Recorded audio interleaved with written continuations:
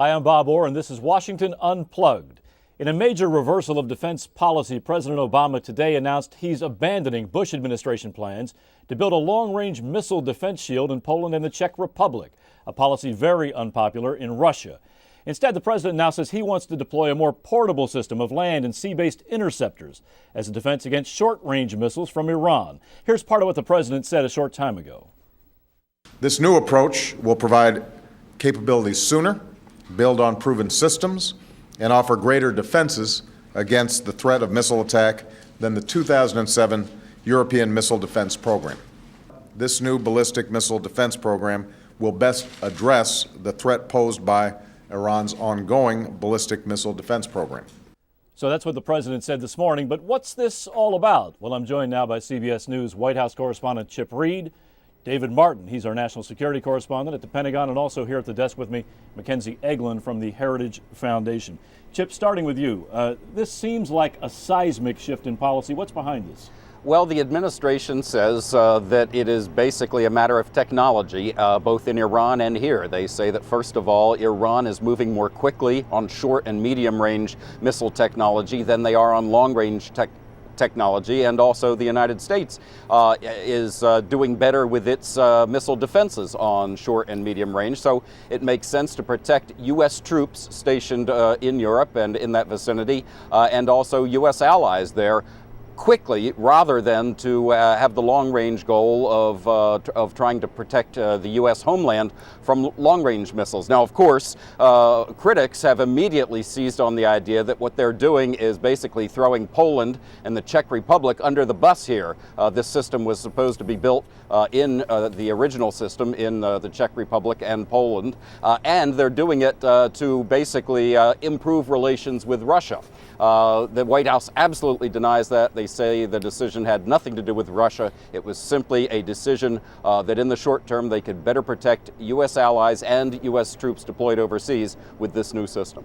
We want to talk about the diplomatic thing in just a minute in a little more detail. But David, first, Chip says this can be quickly deployed. How quickly, how will it work, and why is this, in the Defense Department's opinion, better than waiting to build the long-range system?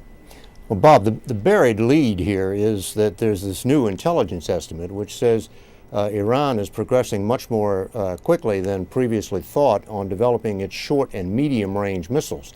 And so where previously the U.S. had thought maybe they would have to contend with a launch of 4 or 5 Iranian missiles, now they are talking about a capability for Iran to launch hundreds of missiles. And that European defense plan, the one that's been scrapped now, called for putting 10 interceptor missiles into Poland. 10 interceptor missiles against hundreds of Iranian missiles just doesn't cut it. So they had to come up with a new approach here if they were going to take this new intelligence estimate seriously. And fortunately, they've been testing this new missile called the Standard Missile. Not a very sexy name, but that's what it's called. And it's had 8 successful tests now in which it has managed to intercept an incoming missile. So that's the basic shift that's being made here. And because the Standard Missile is small enough to be deployed on ships, it can be sent out there in very short order. In fact, there are some now already in the Eastern Mediterranean. And the Standard Missile has the advantage of costing about 1/10 of what those large interceptors we were going to put in Poland cost. So now it's financially possible to deploy hundreds of these Standard missiles to intercept this anticipated threat of hundreds of Iranian missiles. This more portable system, though, David, would not give us a defense or give Europe a defense against the large intercontinental ballistic missiles, though, right? No, but part of this assessment that took a new look at the Iranian missile capability found that they actually were making less progress than previously thought on developing an intercontinental range missile. So now they are looking at another 10 years, another full decade, before they have to worry about at least the notional threat of an Iranian intercontinental ballistic missile.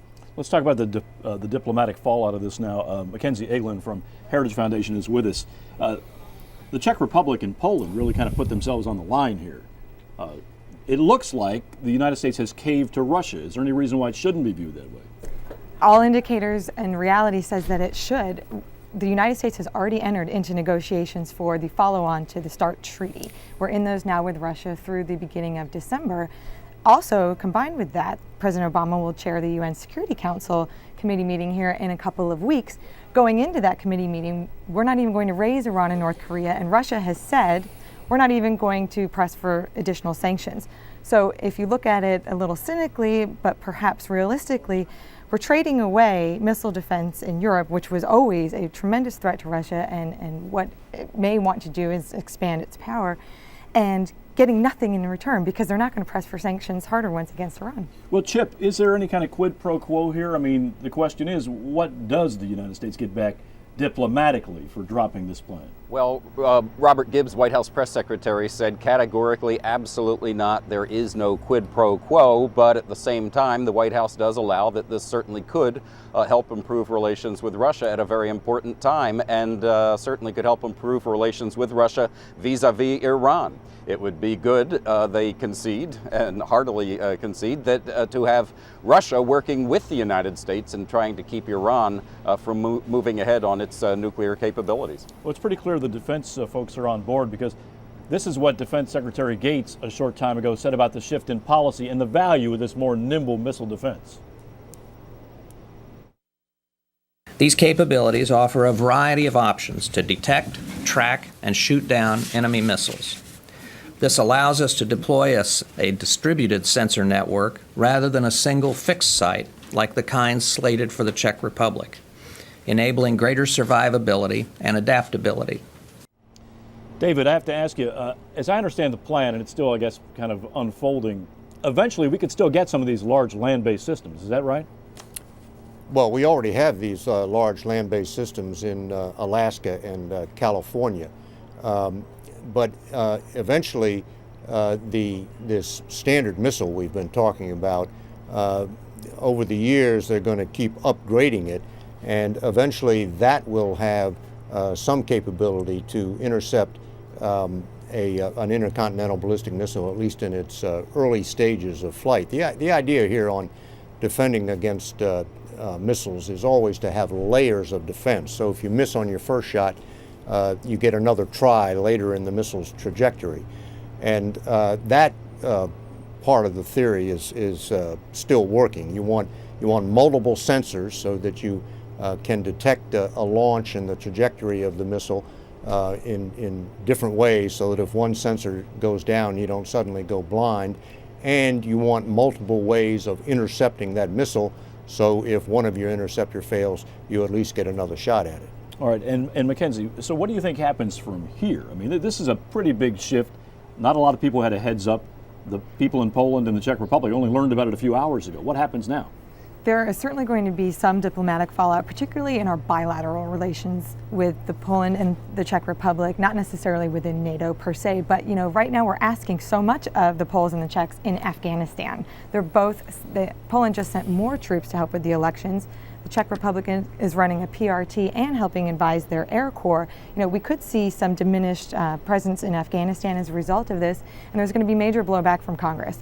Republicans are lining up today in opposition to this, in absence of any intelligence that they've seen to verify this change in strategy. All right, and Chip, just real quickly, anything to the timing? Why today? Why all of a sudden was this laid out this morning? That's a good question, and we did go round and round with Robert Gibbs on that today, and he suggested that there's been plenty of information out there about it, but I tell you, I've had a hard time finding any of it. I think this was a surprise to just about anybody outside the Pentagon, and why now, and why suddenly thrust it out there without kind of putting it out as a trial balloon, or at least announcing that it was something under consideration, came to as a surprise to a lot of people here at the White House. All right. Well, Chip Reid at the White House, thanks very much. David at the Pentagon, thanks as well. And Mackenzie from the Heritage Foundation, thanks for stopping by. And thanks to you, of course, for watching Washington Unplugged on CBSNews.com. Join us here every weekday at 12:30 p.m. I'm Bob Orr. Have a great day.